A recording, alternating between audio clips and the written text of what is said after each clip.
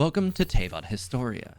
It feels like forever since I was last able to present any kind of potential huge lore revelation to everyone. But after completing the Archon questline King Deshret and the Three Magi, and then taking the time to consider all that had occurred, there was one detail that really stood above the rest. Maybe my conclusion will be obvious to you. Perhaps even too obvious. But that's what makes it inescapable. And if true, it may even lend a bit of credibility to my previous theory about our flying companion's past. I'll explain what I mean later, but I believe it can even allow us to answer the long-standing question: is Paimon hiding her past from us? Because I'm quite sure many of you already have a good idea of what moment from the questline I've been alluding to, I'm going to jump straight in here. Near the conclusion of King Deshret and the Three Magi, we were given the rather surprising revelation that Nahida, the Archon known as Lesser Lord Kusanali, is and always has been Greater Lord Ruka devada, despite the fact that the ancient priest's final message was intended to ensure that the people of Sumeru never forget that King Deshret and Ruka devada were both benevolent and pure in their ruling, and worked together in their efforts to purge the world of the threat which was born from the forbidden knowledge. Their deeds were forgotten nonetheless. This is something I'm quite certain we can thank the sages of Sumeru's academia for, but it also meant that the people of Sumeru, and Teyvat as a whole, would never know or understand the sacrifices made by King Deshret and Ruka devada, leaving Deshret's legacy to be disgracefully disparaged by the academia.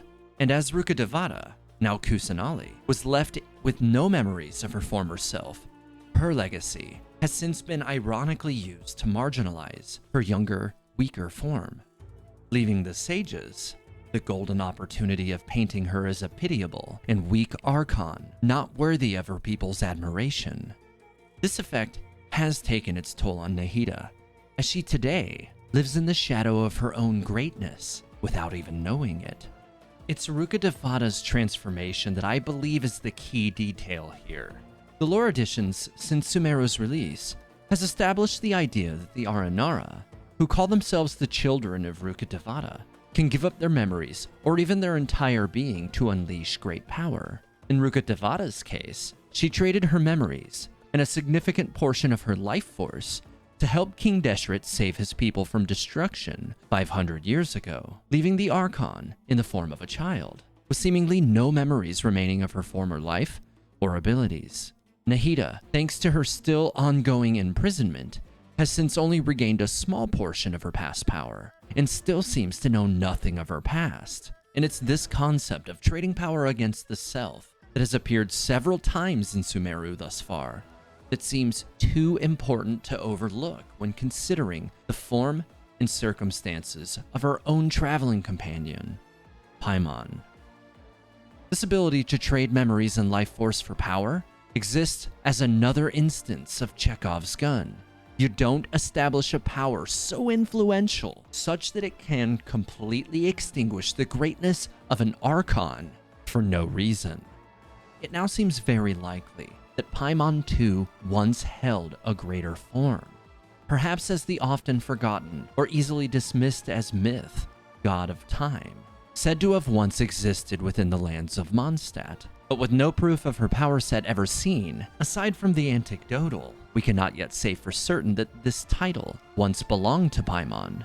But, as I theorized in the past, we did find her suspiciously close to the altar in the ocean, which contains the story and sundials of that mythical god.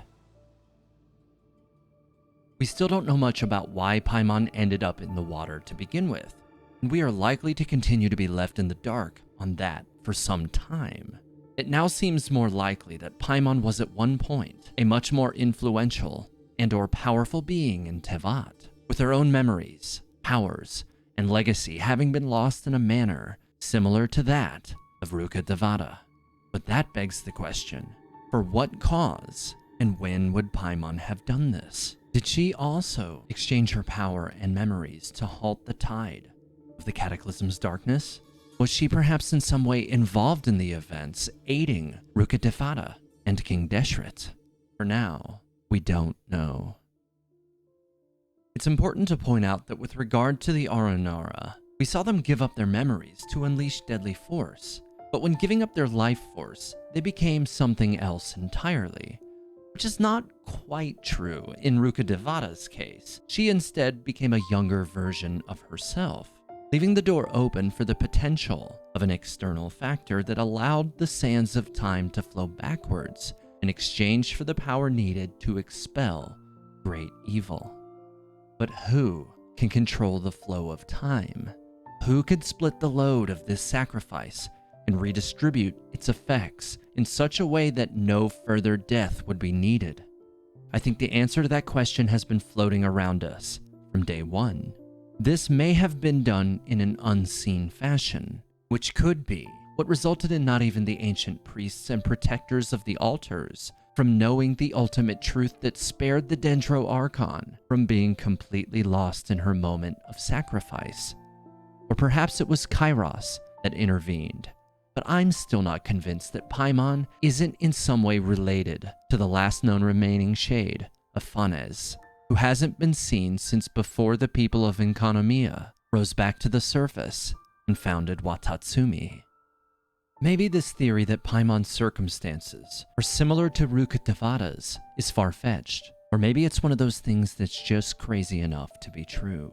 Even the traveler, upon learning the reality of Ruka Devada's past, seemed to subtly clock the similarities between Paimon and Nahida, or at least that's how I interpreted that moment.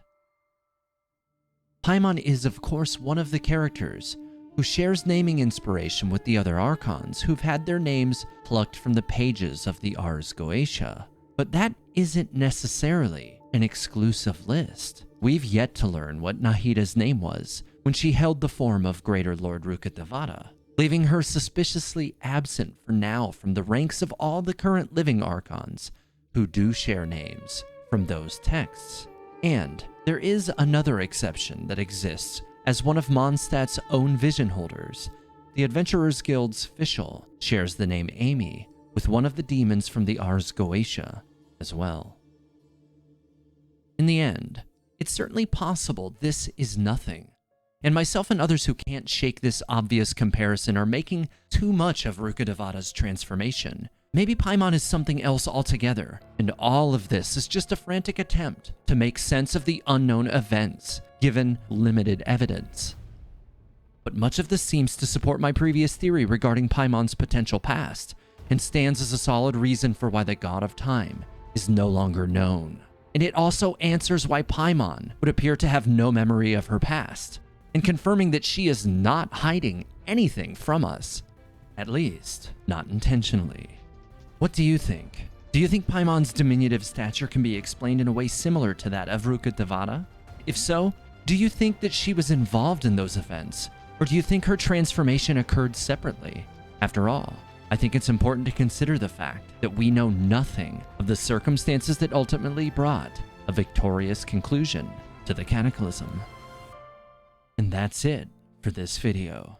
If you enjoyed it, please support what I do by leaving a like, subscribe, and hit the bell icon so that you are notified when my next video goes live. Such small actions may seem insignificant in the moment, but they help drive growth and recommendations of my content to new viewers.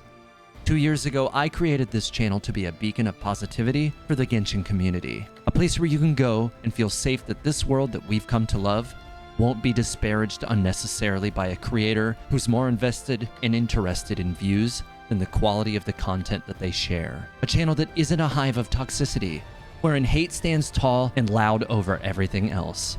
I think I've succeeded in that regard. Help me show YouTube that you agree. Thanks for watching Teyvat Historia. May the 7 guide you, travelers.